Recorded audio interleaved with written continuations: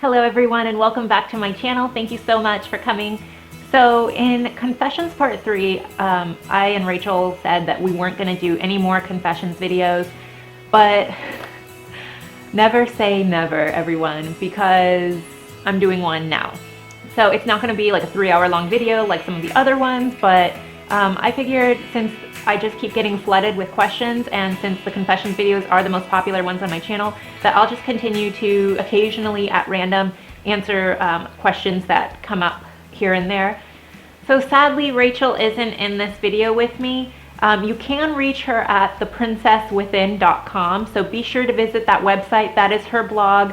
Rachel is wonderful. Like, she's the one who encouraged me to do this with her, the whole confessions videos, and it really helped encourage me to start a YouTube channel, and other people have encouraged me. You guys, just by watching some of the videos, have encouraged me to continue with YouTube, and I want to say thank you so much for all of you guys for just the support and the encouragement. Like, it really means a lot, and I want to encourage some of you to start a YouTube channel if you want to, or if that's something that sounds interesting to you, because a couple of girls have reached out to me that they were starting YouTube channels, so kudos to them. So one of the questions that I wanted to answer was from, and I don't know if she wants me to put her full name here, but I'll just say her first name, Jenna.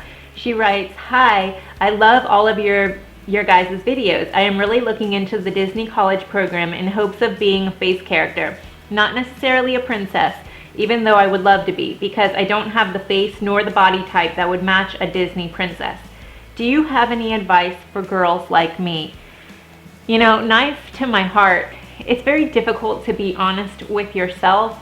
I'm sure it's extremely difficult to be some of the Disney casting directors, because I imagine you have a heart for young girls, and or at least I would hope you do if you're working in Disney casting, you know. But I can't imagine what it's like to say no to some girls. You only pick a select few out of, like, 100 girls show up, and maybe you only keep 5 or 6 of them. And for the rest of the girls who go home, you know, what do you do? And, like, how do you feel about yourself? And it just, you know, your self-esteem, you know, and Rachel and I, we did a video on rejection. I know it doesn't look super cool. I did it on my webcam or whatever, but I feel like some of the information in there is really good for if you are rejected from a Disney audition. I know I have been to a lot of auditions for different things, not necessarily Disney princess, and so many things, I mostly have gotten rejected from those things, and these were jobs I really wanted, like, as much, or at least in my mind, I wanted it as much as being a Disney princess. I don't remember if I said this in the Disney rejection video or not, but I remember after I was cast as Princess Jasmine, I wanted to be Tinkerbell, the Tinkerbell that flew from the top of the castle. So she was really far. This is before we had the Tinkerbell face character that you can meet in the parks, because I knew that if there was a face character Tinkerbell, that I didn't match that description because of my dark hair, my height. But there was, like, before the fireworks start at night, Tinkerbell flies from the castle, and you can't see her face, you can't see who it is, but it just seemed like such a magical thing to do. And I told one of the entertainment managers that that's what I wanted to do. And he looked at me and he goes, "No, you're not going to do that. You don't have the right height. You don't have this. You don't have that. And it's just never going to happen for you." They actually, and they told me that they do actually look for somebody who does look like Tinkerbell. And I remember being like, knife through my heart, you know, even though it's like Princess Jasmine and Pocahontas wasn't enough for me. I had to be Tinkerbell. And so I just remember when he told me that, I got so sad, and he saw how sad I was, and I was like, and the manager, his name was Candy Andy, that was his nickname, and he just looked at me and he said, "Instead of feeling like we killed your dream, why don't you find a new dream? I want to encourage you to find a new dream." And when he said that, it was almost like, okay, my dream of being Tinkerbell and flying from the castle is dead, but a new dream was born. And it made me start to think and wonder what new dreams I could have. And so it sort of started a healing process for me. And I know that sounds stupid, but But you know, so that's something that I want to encourage girls to do, is to start to find other hopes and dreams and aspirations that you have. One of the dreams that I never got to fulfill when I was in college was traveling abroad. And if you can study abroad in a foreign country, to me that's super exciting. I hope that you guys are adventurous like that, and the idea of traveling to Rome and you know, studying something about Rome or Paris or Sweden or South America or Africa. I hope that that sounds exciting to you. I don't know where in the world you would want to go, Japan, Ireland, but those things just sound so exciting to me. And finding that new dream, or maybe it's okay, maybe not that, but maybe acting or in theater somewhere, doing some kind of outlet. That's what I would suggest for girls who do get rejected. So there was a Disney princess who I did not think looked like a Disney princess that used to work with me, and she was one of my favorite people to work with. And I always thought, why did they hire you? Because you don't look like Aurora, you don't look like Cinderella, and yet they cast her to do those roles. But eventually, when they were doing like house cleaning, they did disapprove her, and you know, they probably got her during a time that they really needed girls, and she just somehow got in.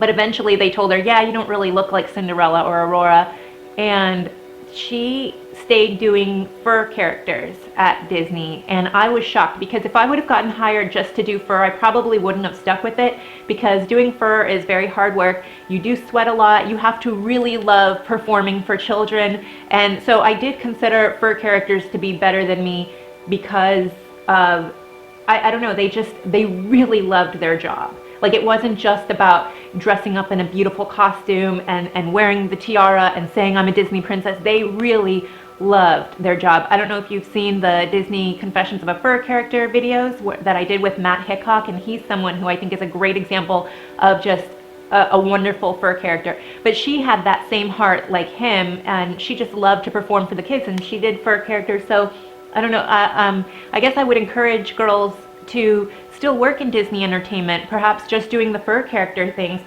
Know that it is going to be hard work, that it's not going to be as glamorous, and it's going to kind of suck when the Disney princesses walk by and they look all cool with their outfits, and you know, it's just not easy. But if that's something you really want to do, is perform for kids, I would suggest that. Also, there are girls who work for princess parties, and they hire girls to go perform as Cinderella or Rapunzel or Queen Elsa at these birthday parties for girls all around town, especially if you don't live in Florida or California or someplace close to one of the Disney theme parks.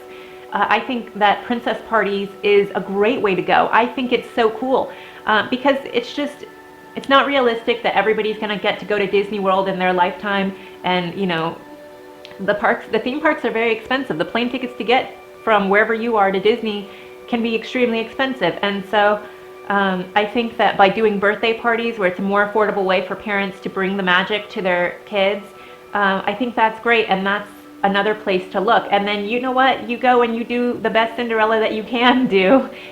If you get rejected from doing the Disney parks, then you know, the princess parties are another outlet, and I think it's so great. And I just have a lot of respect for the girls who do those birthday parties. So that is another option.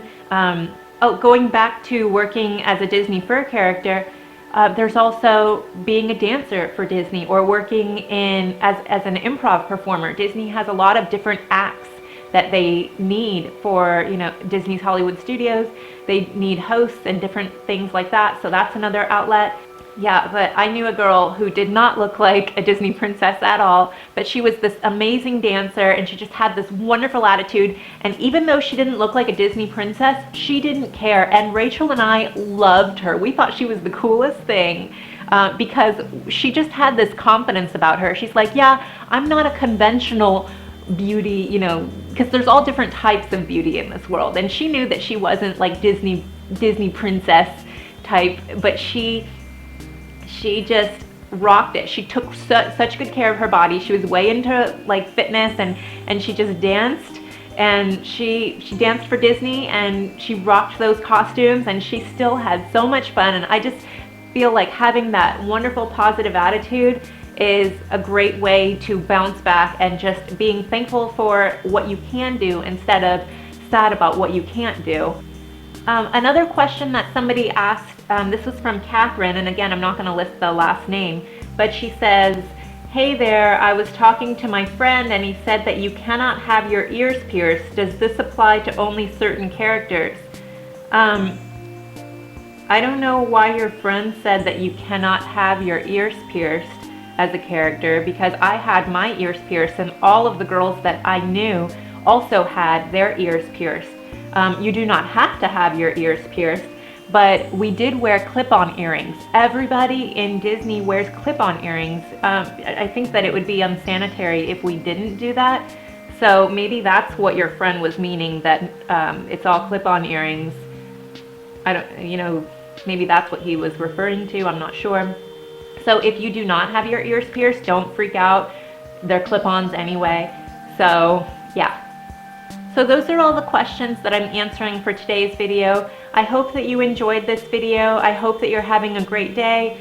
And I'm sorry that I've been a little slow with my YouTube uploads this past week. But yeah, life's been pretty crazy lately. So please subscribe to my channel if you like what you see. Share this video if you think somebody would be interested in it. And like this video if you liked it. And thank you so much for watching, and I hope to see you again very, very soon. Thank you. Bye.